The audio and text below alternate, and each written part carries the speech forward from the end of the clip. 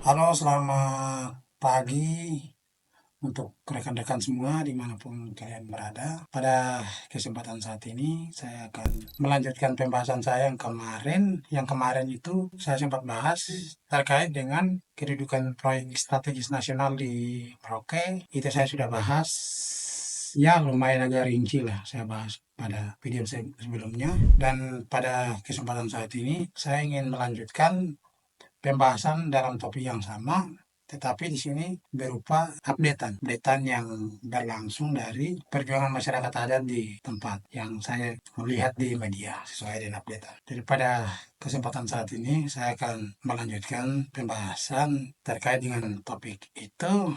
Dan sebelum saya masuk ke sana, saya juga ingin mengucapkan selamat Hari Raya Natal untuk rekan-rekan yang kemarin merayakan dan juga selamat menyongsong Tahun Baru 2025 untuk besok. Semoga di tahun yang baru membawa harapan baru, membawa semangat baru, dan tentunya kita semua dalam kondisi dan kesehatan yang sehat walafiat dalam perlindungan Tuhan selalu. Saya kira itu yang lebih penting. Oke, kita lanjut untuk pembahasan. Nah, di sini sesuai dengan update yang saya lihat di eh, media di Instagram Papua Insight, di situ ada mengupdate bahwa pada tanggal, tapi hari tanggalnya saya lupa, itu kemarin tanggal berapa saya lupa. Di situ ada masyarakat adat dari suku Malin, suku Maklif, Kima-Kima, dan juga Yei, masyarakat adat dari beberapa marga. Itu mereka sempat bertemu sama ketua ketua komite 2 DPD di Provinsi Papua Selatan. Mereka bertemu dan melangsungkan gugatan atau penolakan sesuai dengan penyampaian yang pernah saya sampaikan di isu sebelumnya, pembahasan sebelumnya, bahwa aspirasi yang selama ini didorong oleh masyarakat adat itu masih tetap suara yang sama, aspirasi yang sama. Itu kemarin mereka sampaikan bahwa mereka tetap masih konsisten, mereka tolak proyek strategis nasional yang saat ini berlangsung di Kota Merauke, Provinsi Papua Selatan. Masyarakat adat Merauke dengan tegas menolak program strategis nasional yang disampaikan langsung kepada Komite 2 DPD Republik Indonesia saat melakukan dialog dengan masyarakat terdampak. Sejumlah perwakilan masyarakat adat terdampak dari suku Malin, Makleu, Kimahima, dan Yei dengan tegas menyatakan penolakan mereka saat bertemu dan berdialog dengan Ketua Komite 2 DPD RI Badikenita Sitepu saat itu. Itu mereka dengan tegas menolak karena rekan-rekan semua pasti tahu lah yang saya sampaikan di pembahasan sebelumnya. Saya sudah bahas panjang kali lebar di situ bahwa ada pengalaman hidup sebelumnya yang sudah pernah dialami oleh masyarakat adat setempat, sehingga mereka tetap mendesak bahwa pemerintah harus batalkan proyek yang berlangsung saat ini, yaitu proyek strategis nasional. Itu kemarin sempat terjadi forum dialog seperti itu, dan dalam forum itu juga dihadiri oleh ada Kementerian Pertahanan, Kementerian Agraria dan Agraria dan Tata Ruang, Tata Kelola, dan juga di situ ada Sekda Provinsi Papua Selatan. Aspirasinya sudah disampaikan dan ya semoga saja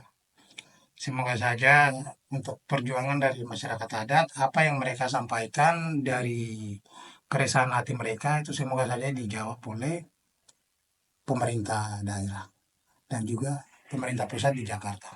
Itu yang pengen saya sampaikan, dan itu apresiasi juga secara pribadi untuk masyarakat adat yang sampai detik ini pun mereka masih konsisten untuk menyuarakan penolakan terkait dengan proyek strategis nasional. Nah, itu poin pertama yang saya sampaikan, itu updatean, bagian dari updatean yang saya lihat sekarang. Dan semoga isu yang semakin semakin menelisik ini, isu yang menjadi janggal di masyarakat adat ini, semoga ini semakin melebar dan publik itu bisa melihat bagaimana kejanggalan-kejanggalan yang terjadi di dalam proyek strategis nasional. Saya kemarin juga sudah merangkum itu. Nanti rekan-rekan yang belum nonton video yang pertama itu saya sarankan nonton dulu. Nonton dulu supaya kalian bisa paham alur daripada pembahasan yang saya bicarakan satu. Jadi semua orang harus tahu bahwa proyek strategis nasional yang berlangsung di Merauke, Papua Selatan sekarang ini memiliki banyak sekali permasalahan. Ada hal-hal yang memang janggal.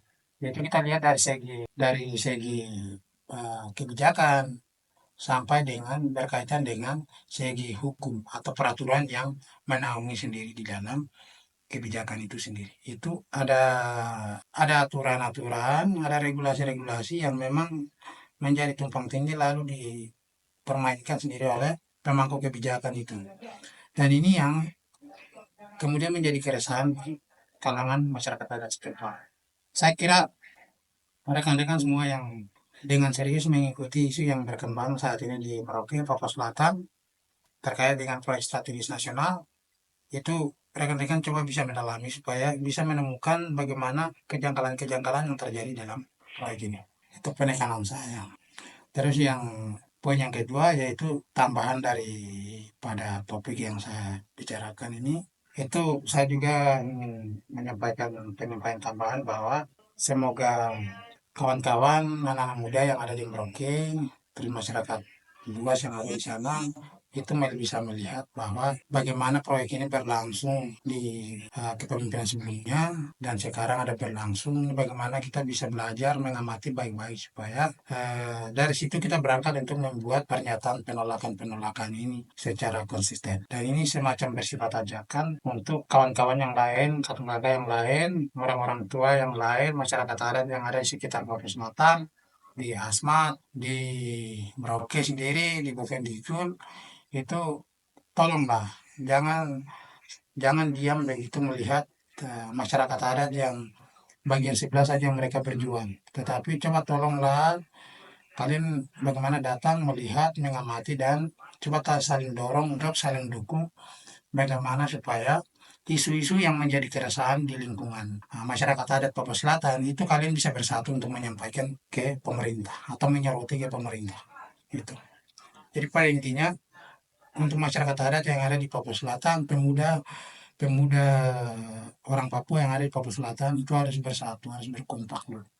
Supaya semua persoalan yang ada terjadi di lingkup kehidupan kita, itu kita bisa sama-sama berupaya untuk mengatasi sama-sama begitu. Kita bisa berusaha untuk mengatasi dengan kemampuan dan kekompakan kita seperti itu. Karena ini juga perjuangan-perjuangan semacam ini juga kalau memang dilakukan hanya oleh beberapa pihak itu memang agak sulit karena ini yang akan kita kritik, yang akan kita lawan ini bukan perusahaan, bukan yang kita lawan perorangan, tapi yang kita melakukan perlawanan kepada lembaga pemerintahan yang memang kita tahu dalam pemerintahan itu memang kompleks, dia punya banyak masa, dan yang tidak kalah penting dia punya polisi dan tentara. Nah ini yang sering membuat semacam intimidasi kepada masyarakat. Nah untuk menghadapi pemerintah yang sebegitu kompleks itu, kita ini jauh lebih bisa sebenarnya kalau kita bersatu untuk menyuarakan isu-isu yang kita hadapi dalam kehidupan kita sehari-hari. Poin kedua adalah poin tambahan yang saya tekankan di situ, orang Papua Selatan, orang Papua di bagian selatan itu harus bersatu dan buka mata bagaimana dilihat itu. Lihat situasi yang dirasakan oleh masyarakat tadi. Saya melihat juga di Bovendigul itu juga sempat terjadi ada pencaplokan-pencaplokan atau perusahaan ada masuk ke beberapa masyarakat adat dan itu sempat ada perlawanan atau penolakan dari masyarakat adat. Tapi itu saya tidak bahas di sini. Saya akan membahasnya sendiri biar itu lengkap dengan alurnya. Itu saya akan bikin videonya sendiri. Untuk di sini saya hanya update dari proyek strategis nasional. Nah, saya kira itu saja penyampaian dari saya untuk orang tua masyarakat adat yang sedang berjuang saat ini. Semoga perjuangannya terus berjalan dan yang terpenting semoga Tuhan berikan kesehatan yang baik, perlindungan dan semua aktivitas dan semua perjuangan untuk hidup yang kalian lakukan itu bisa berjalan dengan baik dan lancar. Oke, itu saja. Terima kasih sudah menonton dan sampai ketemu di lain waktu. See you.